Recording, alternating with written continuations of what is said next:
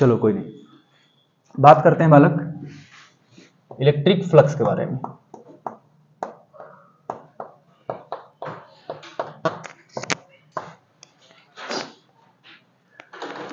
कोई बताएगा electric flux क्या होता है?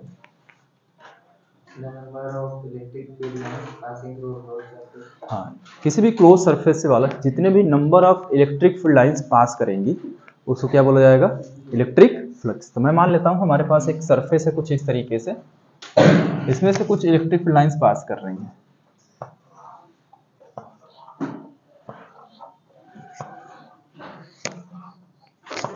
तो number of electric field lines passing through the surface is called electric flux.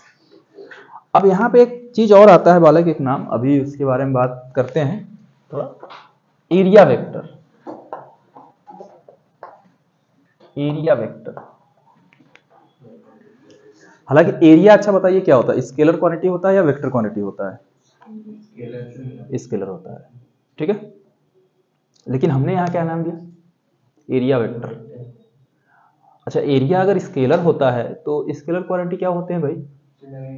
जिसमें सिर्फ मैग्नीट्यूड और डायरेक्शन नहीं होता। लेकिन हमने एरिया को यहाँ वेक्टर बना दिया, इसका मतलब क्या हुआ? इसमें मैग्नीट्यूड तो ऑलरेडी है लेकिन साथ साथ डायरेक्शन भी होगा। अगर हम डायरेक्शन दे दें तो क्या चीज बन जाएगा? वेक्टर बन जाता है। मतलब यहाँ पे एरिया में क्या देना है? यहाँ पे डायरेक्शन देना है। मैग्नीट्यूड तो हमें पता ही है, किसी भी चीज का अगर मैं एरिया पूछूं तो आप बता दोगे फाइनली मुझे कैलकुलेट करके कैसे भी। लेकिन अगर हम उसमें डायरेक्शन दे दें, क्या दे दें? डायरेक्शन। अगर हम डायरेक्शन दे दें तो हमें वो एरिया फिर क्या बन जाएगा? एक वेक्टर क्वांटिटी बन जाएगा। तो सबसे पहले बात, जो एरिया वेक्टर होगा, जैसे हम लोग अगर जब भी एरिया निकालेंगे तो किसी न किसी सरफेस का निकालेंगे, ठीक है। तो अब एरिया का कुछ न कुछ डायरेक्शन होगा जिसको हमने नाम दिया एरिया वेक्टर, ठीक है। तो इसमें दो बातें आपको ध्यान देनी है। पहला, एरिया वेक्टर ऑलवेज परपेंडिकुलर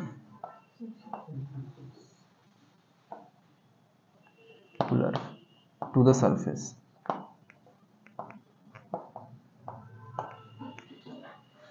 हमेशा, जैसे ये पूरा बोर्ड आपको दिख रहा है, अगर मैं आपको बोलूं भाई इसका एरिया वेक्टर मुझे बताइए, एरिया वेक्टर पूछ रहा हूं, सिर्फ आपको डायरेक्शन की बात करनी है, ठीक है। हालांकि एरिया फाइंड कर लेंगे, इसका लेंथ इंटू ब्रेड से आप, ठीक है। अब इसका डायरेक्शन और इसका मैग्नीट्यूड निकालेंगे, लेकिन बात आता है डायरेक्शन की। एरिया वेक्टर हमेशा मैंने बताया सरफेस के परपेंडिकुलर होगा। अब परपेंडिकुलर के लिए देखो बालक, इसमें दो डायरेक्शन मिलेंगे आपको। एक या तो बाहर की तरफ होगा, ये परपेंडिकुलर ही तो है, या तो परपेंडिकुलर ये होगा, बाहर की तरफ इसका डायरेक्शन होगा। या अगर कोई उधर से देखेगा तो उसके लिए क्या होगा? उसी डायरेक्शन में होगा। ये भी तो परपेंडिकुलर है, ये दोनों डायरेक्शन, ये अंदर की तरफ है और ये क्या है? बाहर की तरफ। दो डायरेक्शन मिलेंगे, लेकिन वेक्टर है तो एक ही डायरेक्शन होना चाहिए, कोई एक ही डायरेक्शन चाहिए हमको। तो दूसरी बात आती है बालक, एक तो सरफेस के परपेंडिकुलर होगा, दूसरा हमेशा आउटवर्ड डायरेक्शन होगा। किधर होगा? Outward direction.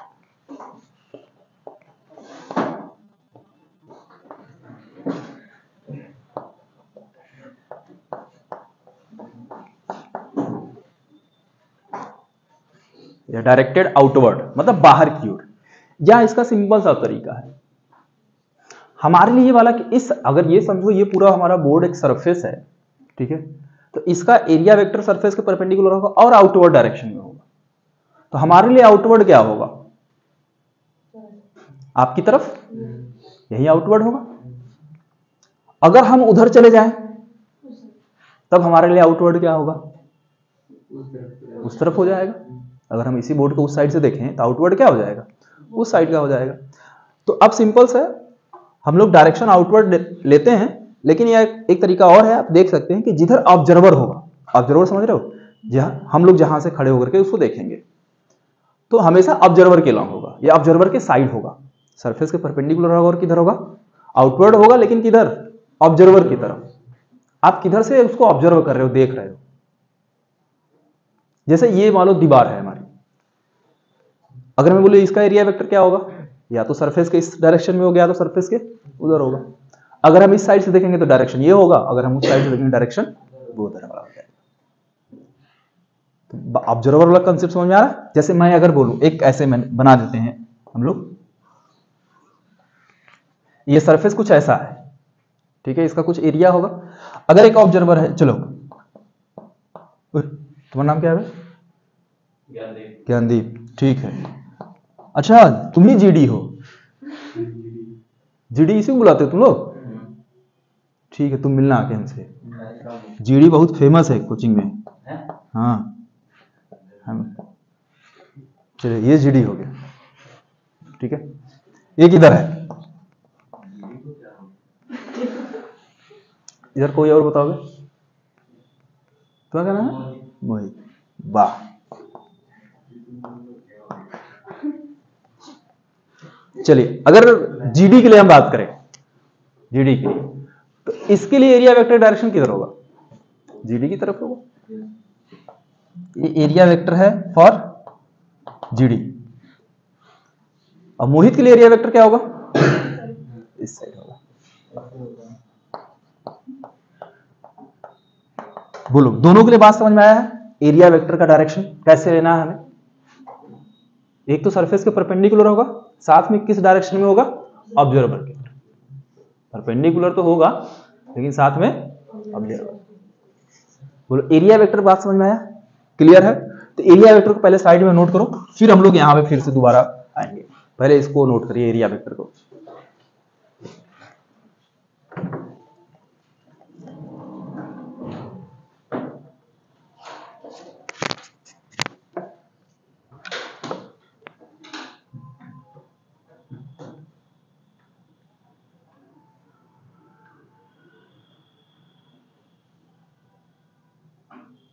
इसको हिंदी में अलग क्षेत्रफल सदिश बोलते हैं।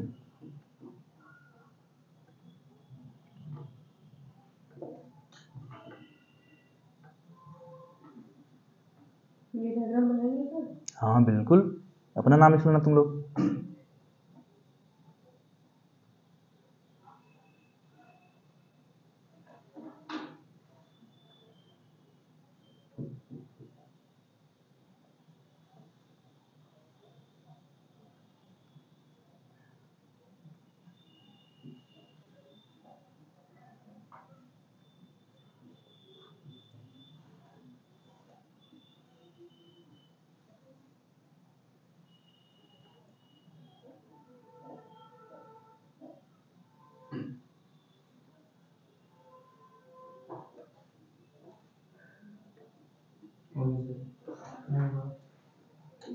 देख लो क्या करना है।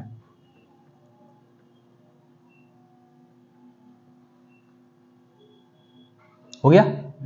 एरिया वेक्टर हो गया, ठीक है। अब आते हैं फिर से हम लोग फ्लक्स पे। अब फिर से बालक अगर हम फ्लक्स पे आएंगे, अच्छा हमने तो एक देखो ऐसे ही एक इरेगुलर शेप का कोई भी सरफेस ले लिया है, तो हम क्या करेंगे बालक, इसका एक छोटा सा पार्ट कट करेंगे। छोटा सा पार्ट क्या करेंगे? कट करेंगे। और इसका एरिया वेक्टर, अब सपोज करो सरफेस कुछ ऐसा ही है, तो इसका एरिया वेक्टर किधर होगा? कहीं इस डायरेक्शन में होगा। बहुत स्मॉल एरिया वेक्टर मान लेते हैं, किसके बराबर है बालक? डीए के। तो यहां देखो, ये इलेक्ट्रिक फील्ड है और ये एरिया वेक्टर है, तो इसके बीच कुछ ना कुछ तो एंगल है। मान लेते हैं एंगल कितना है बालक? ठीक है। तो इलेक्ट्रिक फ्लक्स को बालक फाई ई से डिनोट करते हैं। तो देखो, जो इलेक्ट्रिक फ्लक्स होगा हमारा फाई ई, ये हो जाएगा। अच्छा, बहुत स्मॉल सरफेस के लिए फाइंड करेंगे, तो इसके अंदर से इलेक्ट्रिक फील्ड लाइंस भी बहुत small electric field lines pass करेंगी, और बहुत या फिर बहुत कम इलेक्ट्रिक फील्ड लाइंस पास करेंगे।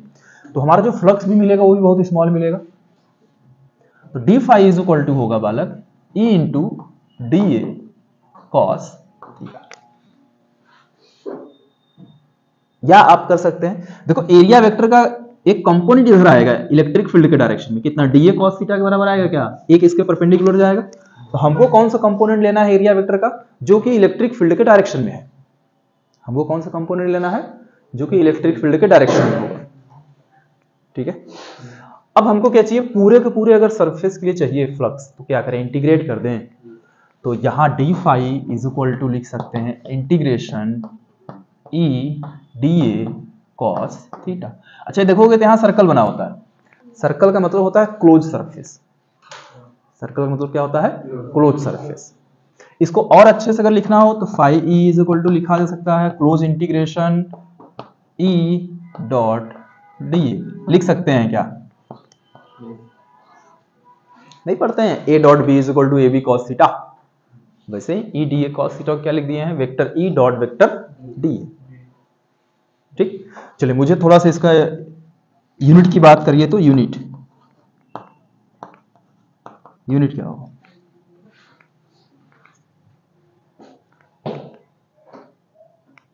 देखो इलेक्ट्रिक फील्ड का यूनिट क्या होता है बालक? आप पढ़े होगे electric field is equal to force upon charge. ठीक है, तो इलेक्ट्रिक फील्ड का यूनिट होता है न्यूटन पर कूलम। इसका यूनिट क्या होता है? न्यूटन पर या newton by coulomb into area क्या होता है? Metre square. तो इसको क्या लिख सकते हैं? न्यूटन मीटर स्क्वायर पर कूलम।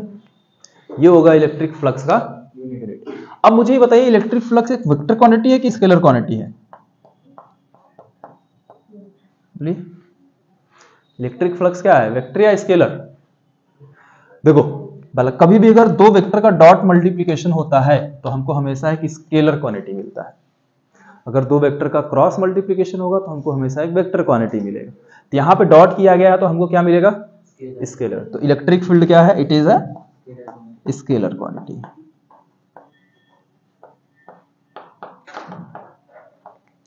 ठीक है, नोट करिए।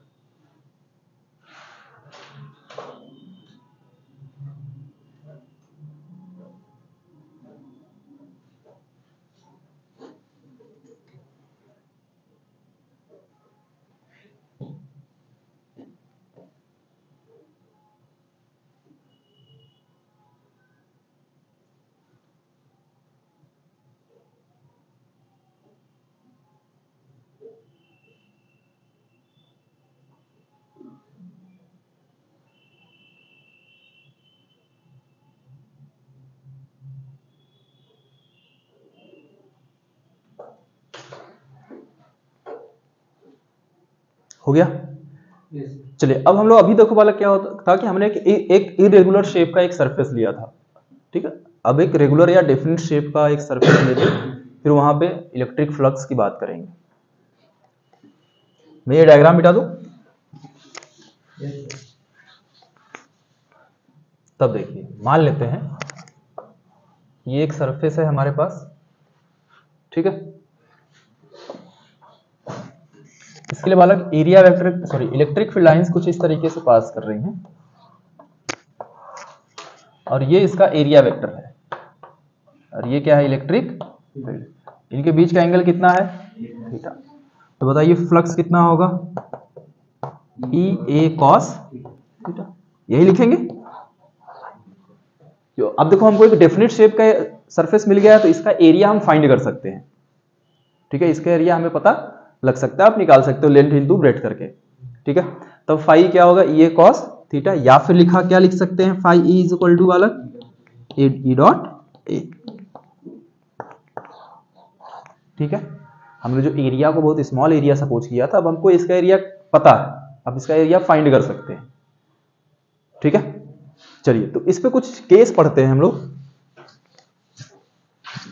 मान लेते हैं पहला case, if theta is equal to 0 degree हो जाए। इसका मतलब क्या हुआ बालक कि एरिया वेक्टर पैरेलल रहेगा किसके? इलेक्ट्रिक।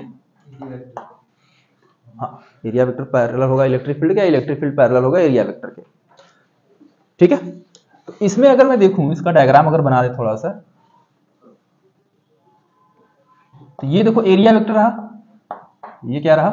Area vector. क्या इलेक्ट्रिक फील्ड भी इसी डायरेक्शन में रहेंगे? बोलो, रहेंगे क्या? ये इलेक्ट्रिक फील्ड है, दिख रहा है? दोनों पैरेलल है, इलेक्ट्रिक फील्ड और एरिया वेक्टर। ठीक, तो इस केस में फ्लक्स देखते हैं कितना होगा। Phi is equal to E A cos zero. Cos zero कितना होता है भाई? 1। तो इस केस में इलेक्ट्रिक फ्लक्स कितना आएगा? ई ए के बराबर। और ये जो फ्लक्स होता है बालक, ये मैक्सिमम फ्लक्स होता है। क्या होगा ये? Maximum flux. क्योंकि इसके अब सरफेस देखो हमारा ऐसा है, तो इसमें maximum number of electric field lines pass करेंगी। जितना ज्यादा से ज्यादा इलेक्ट्रिक फील्ड लाइंस पास करेगी, उसका फ्लक्स उतना ही ज्यादा होगा। दूसरा, if theta is equal to बालक 90 डिग्री हो जाए, इसका मतलब क्या हुआ? इलेक्ट्रिक फील्ड परपेंडिकुलर होगा किसके? एरिया वेक्टर के। ठीक है, तब देखिए फ्लक्स, इसका मतलब क्या हुआ? इलेक्ट्रिक फील्ड तो हम ये सपोज करके चल रहे हैं यही डायरेक्शन होगा, कुछ ऐसा होगा। अब हमारा सरफेस देखो कुछ ऐसा हो जाएगा। ये सरफेस समझ रहे हो कैसा है? कुछ ऐसा सरफेस है। अब इलेक्ट्रिक फील्ड ऐसे है, सरफेस ऐसे है, तो इसका एरिया वेक्टर ऊपर की तरफ होगा क्या? तब बताओ एंगल कितना आया? 90 डिग्री आ गया। ठीक है, तब इस केस में जो फ्लक्स होगा बालक, phi A is equal to E A cos 90। Cos 90 कितना बालक? 0। तो फ्लक्स कितना हो जाएगा? 0। ये बालक हमारा क्या होगा? मिनिमम फ्लक्स होगा। Phi A is equal to 0, ये क्या होगा? मिनिमम फ्लक्स होगा। बोलो बात समझ में आ रही है? ठीक है,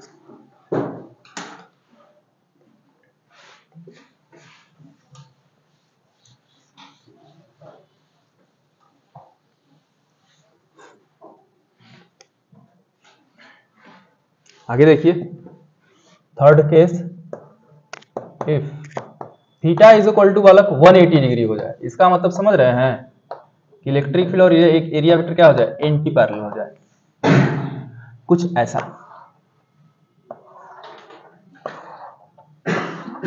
सरफेस अभी भी वैसे ही रहने देते हैं। जो पहला केस दिख रहा है आपको, पहला केस इलेक्ट्रिक फील्ड ये हो गया। हम जो इधर खड़े होकर देख रहे थे, अब हम किधर खड़े हो जाएंगे? इस साइड। तो इसके लिए एरिया वेक्टर क्या हो जाएगा? ये हो जाएगा क्या? तो देखो हो गया एंटी पैरेलल। तो इस केस में फ्लक्स कितना? देखो हुआ क्या है इसमें, एक्चुअली अगर देखो तो हुआ क्या है, पहले केस में हम क्या थे? कहीं यहां खड़े थे, यहीं खड़े थे।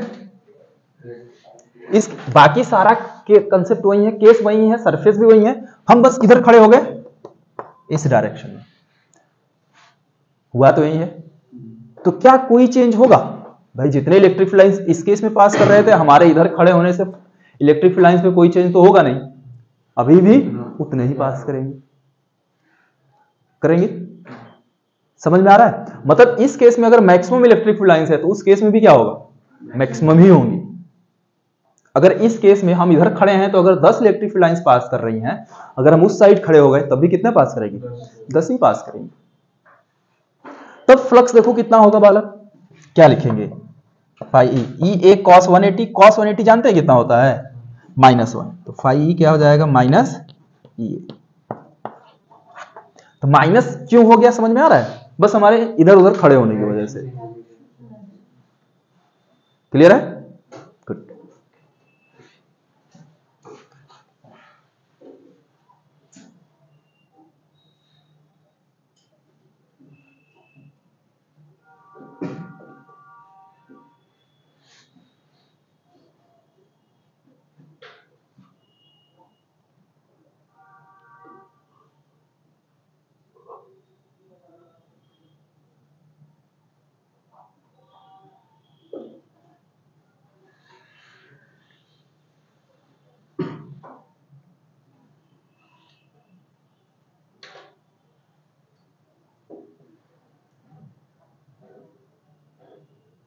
बोले यू वाला मैं डायग्राम बेटा, दूसरा वाला पूरा हो गया है।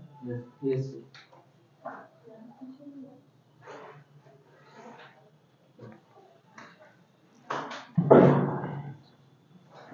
चलो अब तुम लोग बालक बचपन में पढ़े रहे होगे वेक्टर में थोड़ा सा डॉट मल्टीप्लिकेशन और क्रॉस मल्टीप्लिकेशन पढ़े थे आप। तो हमें यहाँ पे डॉट मल्टीप्लिकेशन के बारे में पढ़ना है, तो याद है या भूल गए डॉट मल्टीप्लिकेशन? चलिए फिर भी मैं कुछ क्वेश्चन दे रहा हूं, आप मुझे बताइए।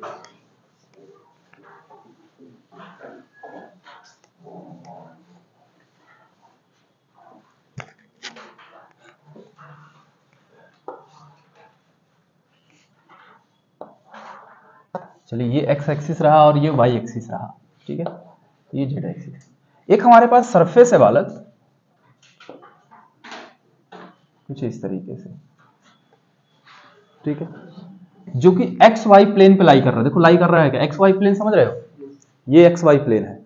अगर मैं यहां पे समझाऊं, समझो ये नीचे वाला एक्स एक्सिस है, ठीक है, और ये वाला क्या है, वाई एक्सिस है, और ये वाला क्या है, जेड एक्सिस। पता है तीनों एक्सिस एक दूसरे के परपेंडिकुलर होते हैं, तो समझना ये एक्स था, ये वाई था, और ये क्या है, जेड। कोई सरफेस में बोलूं कि भाई बताइए एक्स वाई प्लेन पे लाई कर रहा है, तो किस सरफेस की बात करेंगे, मतलब ऐसा सरफेस जिसपे एक्स एक्सिस और वाई एक्सिस आए। एक्स एक्सिस ये है, वाई एक्सिस ये है, तो ये वाला जो प्लेन होगा ये क्या होगा, एक्स वाई होगा, इसको एक्स वाई प्लेन बोला जाएगा, ठीक है। वाई जेड प्लेन कौन सा है, अब ये वाई एक्सिस था, ये जेड एक्सिस है, तो वाई जेड प्लेन कौन, ये वाला, ठीक है। एक्स जेड प्लेन कौन, तो ये एक्स एक्सिस है, ये जेड एक्सिस है, ये नीचे वाला क्या है, एक्स जेड प्लेन। आ रही बात समझ में। तो ये सरफेस कहां पे बना है बालक, देखो एक्स वाई प्लेन पे बना हुआ है, मतलब जो एक्स एक्सिस और वाई एक्सिस को टच कर रहा है। तो ये प्लेन कैसा होगा, एक्स वाई प्लेन, इसको बोला जाएगा एक्स वाई प्लेन। प्लेन वो वाला नहीं जो उड़ाने वाला। अब इसका एरिया तुम्हें गिवन है बालक 25 मीटर स्क्वायर। कितना एरिया गिवन है, 25 मीटर स्क्वायर। और हमको इलेक्ट्रिक फील्ड दिया हुआ है, इलेक्ट्रिक फील्ड दिया हुआ है 2i cap plus 3j cap plus 4k cap. I J के नाम से वाकिफ हो या नहीं, जानते हैं, ठीक है। तो find flux passing through the surface.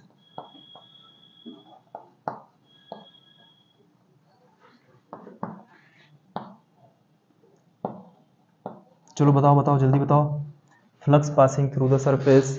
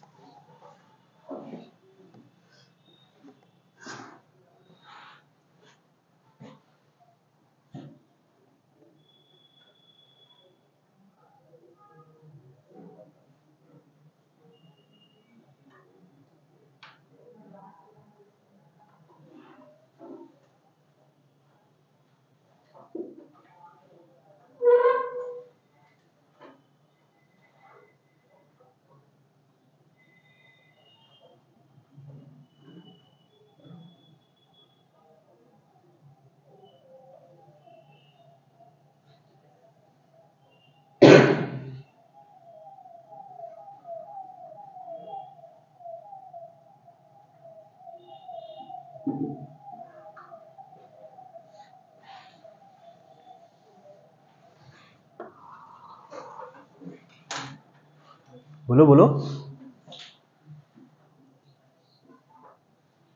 अब तुम्हें देखो डॉट मल्टीप्लिकेशन करने आना चाहिए, आता है या नहीं।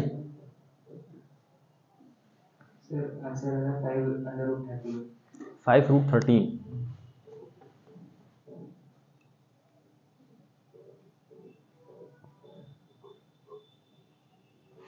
देखो मल्टीप्लाई कैसे करते हैं आता है तुम लोगों को, हाँ ना में बताओ तो कुछ बताएं, आगे नहीं आता है तो बताएं कैसे होता है, अगर आता है तो सीधे क्वेश्चन बताएं। क्या बता दे, तो डर क्यों बोल रहे हो, नहीं आता है डॉट मल्टीप्लिकेशन, ये रटने वाली चीज है,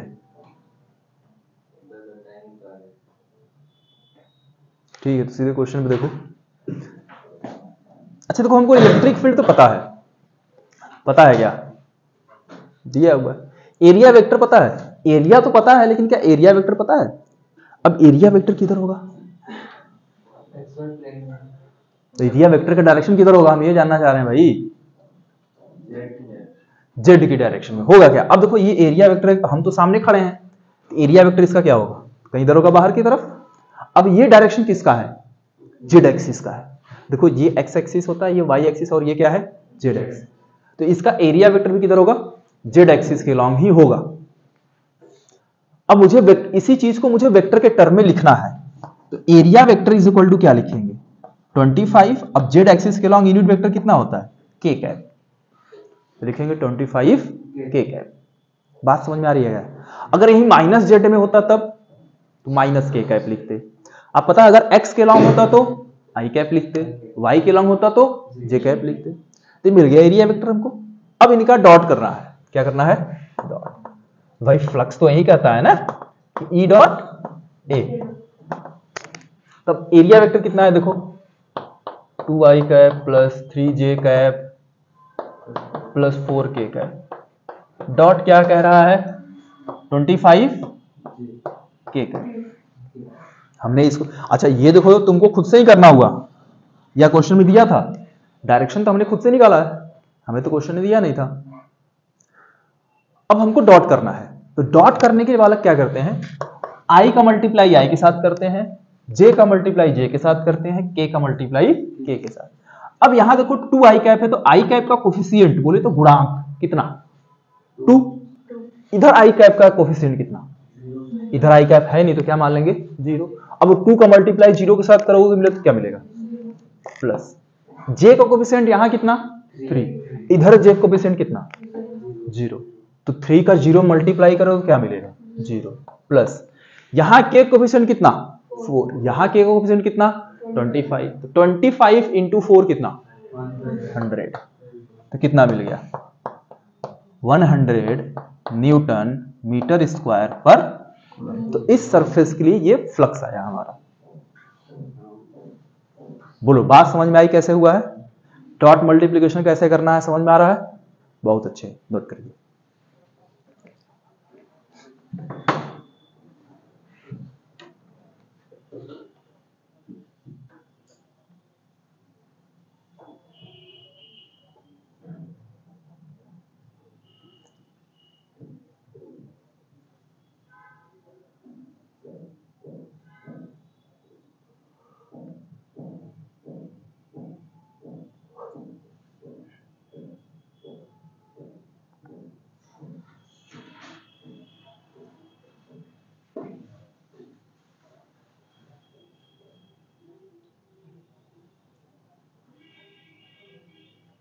बोलो बालक, हो गया, अगला क्वेश्चन दे। चलिए अगला क्वेश्चन लिखिए तब।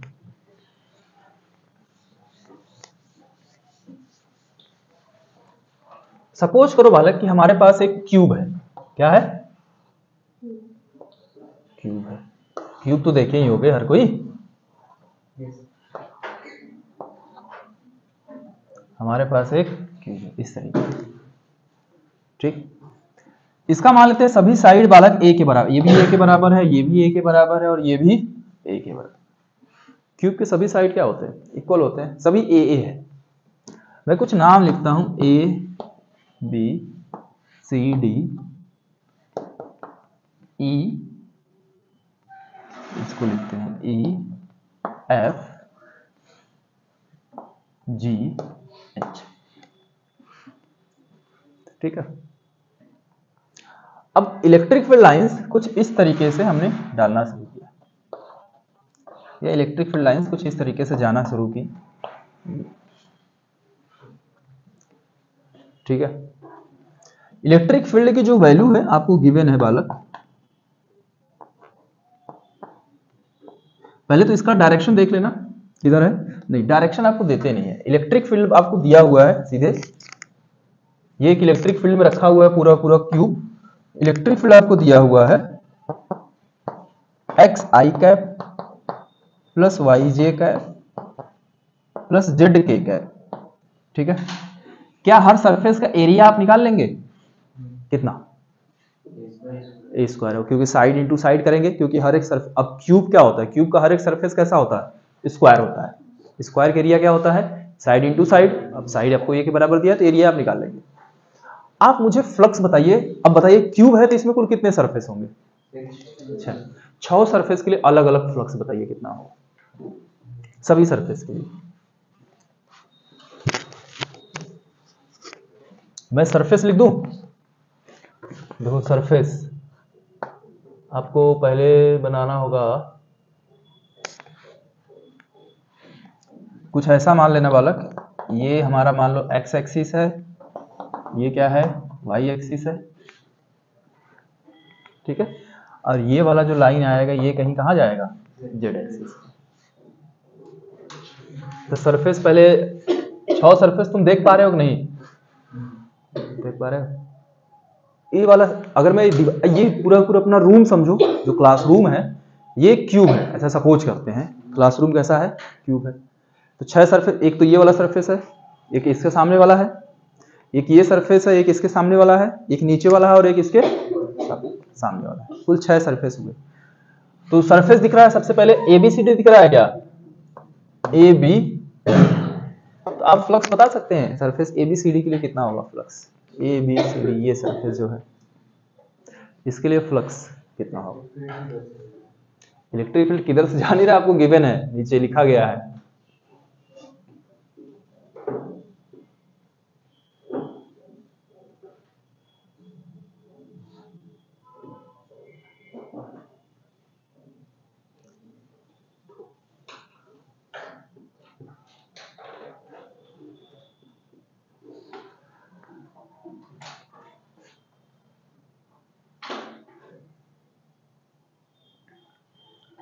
देखो क्या करेंगे, E डॉट ए करेंगे, E डॉट ए।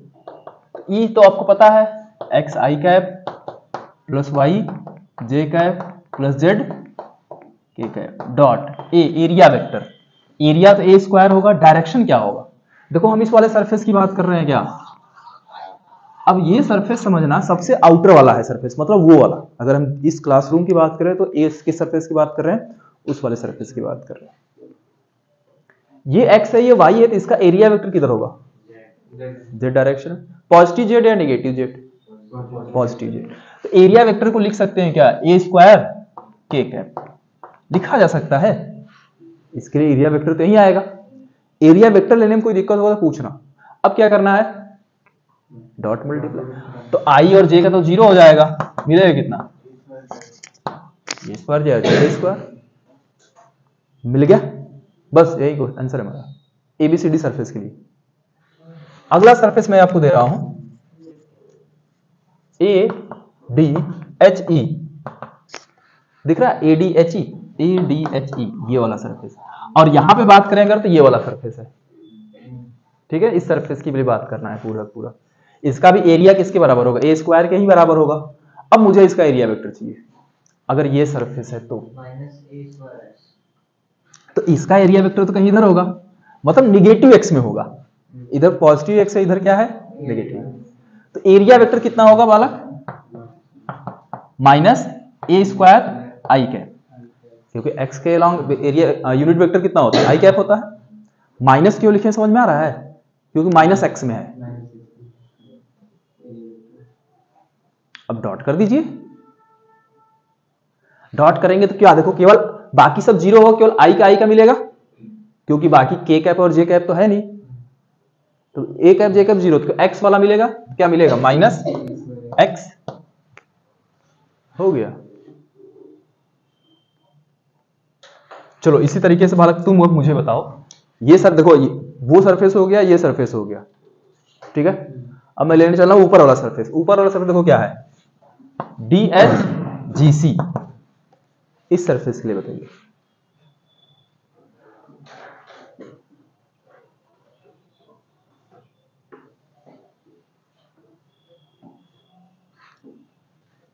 अब एरिया तो ए स्क्वायर ही होगा, एरिया वेक्टर डायरेक्शन क्या होगा बताइए?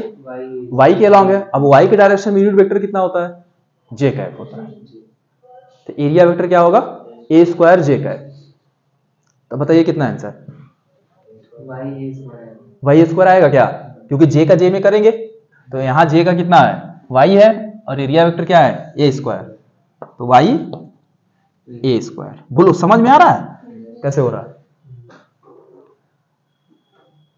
अब हम बात करेंगे उस वाले सरफेस के लिए। देखो कौन कौन सरफेस हो गए, एक उस साइड का हो गया, ठीक है, और एक ये हो गया, और कौन हो गया, ऊपर वाला हो गया। अब ये वाला देखते हैं, ठीक है।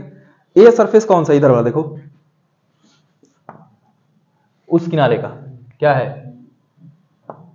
CGFB, बताइए, ए स्क्वायर एक्स होगा, क्योंकि इसका एरिया वेक्टर तो यही होगा, डायरेक्शन जाएगा इसके अलावा।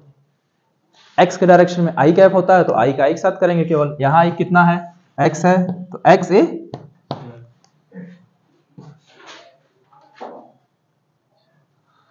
कितने सरफेस हो गए, 4, 2 और बचे, कौन कौन, एक तो ये वाला सरफेस बचा है और एक नीचे वाला। इस सरफेस की बात कर लें, चलो ये सरफेस देखो, पीछे वाला सरफेस जो है सबसे दिख रहा है कौन सा, चलो मैं लिख रहा हूं, देखना, HGFE दिखा, बताइए। अब देखो उसका एरिया वेक्टर क्या होगा, ये पीछे वाला है तो ये जेड उधर का होगा, माइनस जेड में जाएगा, कितना होगा, माइनस जेड ए स्क्वायर। अब कौन सरफेस बचा, नीचे वाला, नीचे वाला देखो लिखे, फ्लक्स कौन है, AEFB, AEFB कितना आएगा, नीचे की तरफ जाएगा तो माइनस वाई में कितना, माइनस वाई। सभी सरफेस के लिए मिल गया क्या, देखो सभी सरफेस के लिए आपको मिल गया।